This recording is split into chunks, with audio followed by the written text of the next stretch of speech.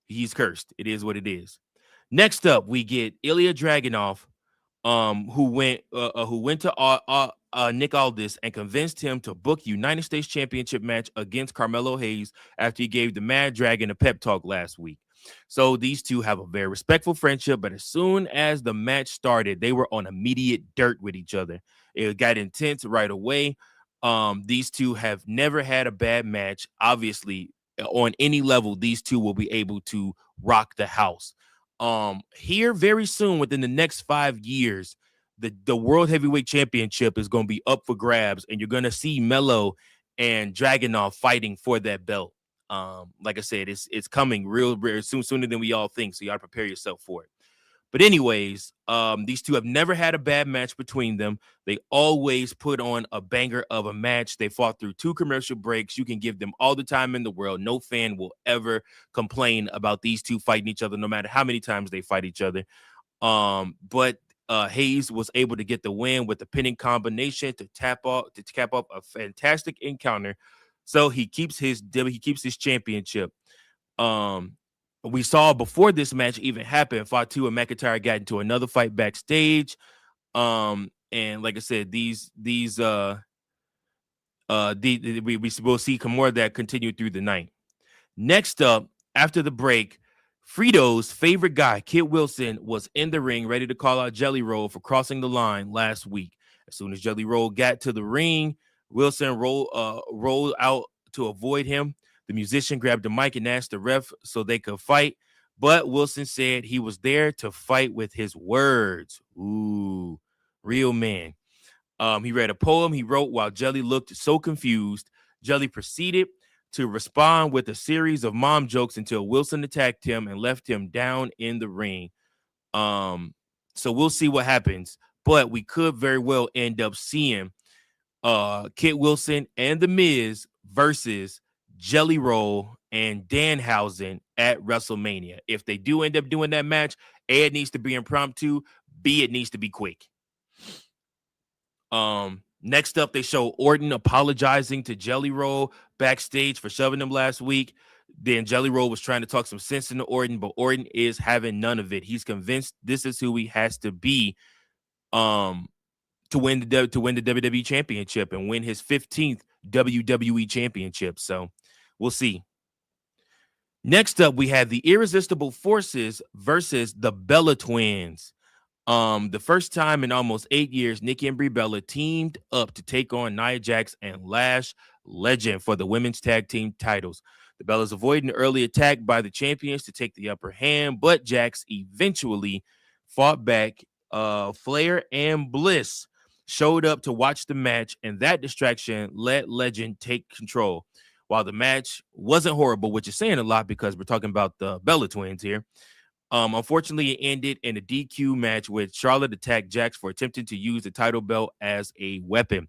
The champions ended up taking out both teams, which means this will almost certainly lead to what? A tag team match, player. Shout out to Teddy Long, the real Teddy Long, not our Teddy Long. Certainly will lead to a triple threat bout eventually. I'm assuming either the Friday SmackDown before WrestleMania or at WrestleMania. I assume it'll be at WrestleMania because you can't have WrestleMania without Charlotte Flair. She ain't going for that. All this book, Wilson versus Jelly Roll for next week on SmackDown. Nia and Nikki had literally the slowest sequence early on in the match. And it was just tiring. Nia Jax is moving slow. I don't know if she's injured or what, but we'll see what happened. And then last but not least, Randy Orton was shown talking to someone on the phone before the final break. He said he was going to head to the ring to fix it. When he got to the ring, he asked Matt Cardona to join him. He apologized for how he treated him earlier in the show. Cardona appeared to forgive him, but then Orton kicked him below the belt and hit him with an RKO. He stomped on Cardona's arm while it was wrapped in a chair, despite several officials trying to take him down. The show ended with Fatu and McIntyre fighting outside the arena. They ended up falling off an elevated platform out of view as the show went off the air. And that was your show for this week. Intertwined between the whole show was basically two things. Randy Orton trying to work through himself with what was going on in his mind with what he did to Cody. And then, of course, Jacob Fatu and Drew McIntyre. These are your top storylines on SmackDown. Of course, we have the women's tag team match. We have brand new men's tag team champions on SmackDown, as well as we had, Jelly Roll basically getting his feud together for WrestleMania for this year. This is the second WrestleMania Jelly Roll will be a part of. He's also been a part of SummerSlam. Very interested to see all of this. What were your thoughts on this edition of SmackDown? I thought it was fairly well. Again, they furthered some storylines. Again, Jacob Fatu and Drew McIntyre look like they are getting ready to do some very bad things to each other, probably either in a no holds barred or a false count anywhere match at WrestleMania, which I'm all for. I'm all for it. These guys are going to work stiff. They're going to work hard, and it's going to be a good match. But altogether, I would rate this edition of SmackDown a B+. Very, very good edition of SmackDown. What would you rate this SmackDown? Put it in the comments. Let me know your thoughts. Until next time, keep those book and pencils sharp. Keep on book.